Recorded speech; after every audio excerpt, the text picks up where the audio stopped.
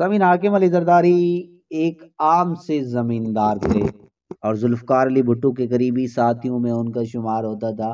1972 سے 1977 تک قومی اسمبلی کے ممبر رہے۔ حکومت کے آخری حصے میں بھٹو صاحب بڑی ٹینشن میں تھے۔ کسی بات پر حاکم علی زرداری کو ایک بڑا ہی زوردار تھپڑ دے مارا۔ حاکم علی زرداری اپنی انسلٹ نہ سہ سکے اور پی پی چھوڑ کر ANP میں شمولیت اختیار کر لی اور بھٹو سے خار دل میں رکھ لی۔ بھٹو کی پھانسی پر صدر جنرل ضیاء الحق کو اجرک پیش کی، لیکن غصہ پھر بھی ٹھنڈا نہ ہو سکا اور یہ انتقام ان کی اگلی نسل کو منتقل ہو گیا، جو بھٹو خاندان کے مکمل صفایا کر دینے پر ختم ہوا۔ حاکم علی زرداری نے 1988 اور 1993 کے انتخابات میں PP کے پلیٹ فارم سے کامیابی حاصل کی۔ 24 مئی 2011 کو بڑھاپے کے باعث بہت سی تکلیف میں مبتلا ہو کر پیمز میں انتقال کر گئے۔ سمین اس کے بعد ان کے بیٹے آصف علی زرداری کا کھیل شروع ہوا۔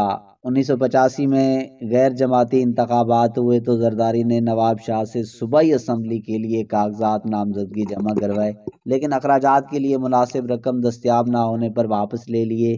اس دوران بے نظیر بھٹو واپس پاکستان آئیں تو زرداری کے ذہن میں ایک نیا آئیڈیا آ گیا۔ زرداری کی بہن فریال تارپور کی بے نظیر سے بچپن کی دوستی تھی۔ زرداری نے اپنا آئیڈیا اپنی فیملی سے ڈسکس کیا اور بے نظیر کا ذہن زرداری سے شادی کے لیے ہموار کرنے کا ٹاسک فریال تارپور کو دے دیا۔ فریال تارپور پرانی دوستی کے بہانے سے بے نظیر بھٹو سے چپک گئیں۔ بے نظیر کو تنہا اور مشکلات شکار دیکھ کر اپنا کام بڑے عمدہ طریقے سے کرنے لگیں اور زرداری اور بے نظیر کی ملاقاتیں کروائیں، جن میں بے نظیر کو احساس دلایا کہ زرداری اس کے لیے بڑے ہی کام کی چیز ہے، دھڑلے والا اور قابل اعتبار ہے، اس کے راستوں کے کانٹے چن لے گا۔ بے نظیر شادی کے لیے مان گئیں اور اس طرح سے زرداری کی تو گویا لاٹری ہی نکل آئی۔ 18 دسمبر 1987 کے دن بڑی دھوم دھام سے یہ شادی انجام پائی۔ 1988 کے انتخابات میں بے نظیر کامیاب ہو کر وزیر اعظم بن گئیں اور زرداری ایک شیڈو وزیر اعظم۔ ہر ایک فائل پر بے نظیر کے دستخط کروانے کا معاوضہ زرداری وصول کرنے لگا۔ پھر اسے آگے بات بڑھی تو مسٹر 10% مشہور ہو گیا۔ بے نظیر سے جب اس کی شکایت کی گئی تو اس نے الٹا زرداری کو ڈانٹا کہ تم اتنے کم ریٹ پر کیوں کام کر رہے ہو۔ چنانچہ بے نظیر کے دوسرے دور حکومت میں بات بڑھتے بڑھتے 50% تک جا پہنچی۔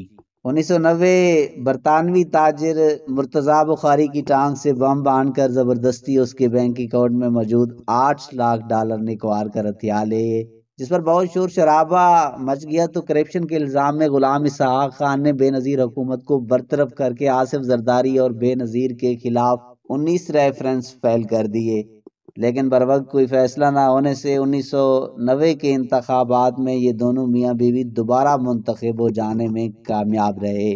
ستمبر 1996 کے پہلے ہفتے میں زرداری پہلی دفعہ کلین شیو نظر آئے۔ یہ بڑی ہی حیران کن بات تھی۔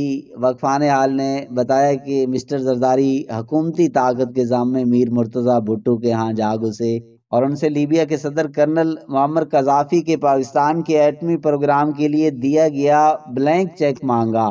اس پر دونوں میں شدید جھگڑا ہو گیا۔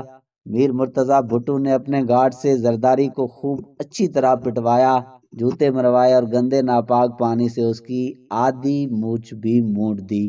زرداری کو اچھی طرح چوٹیں بھی لگیں، کچھ جسم پر اور کچھ دل و دماغ پر۔ ناظرین، اس تاریخی کہانی کے بارے میں ایک کمنٹ ضرور دیجیے گا۔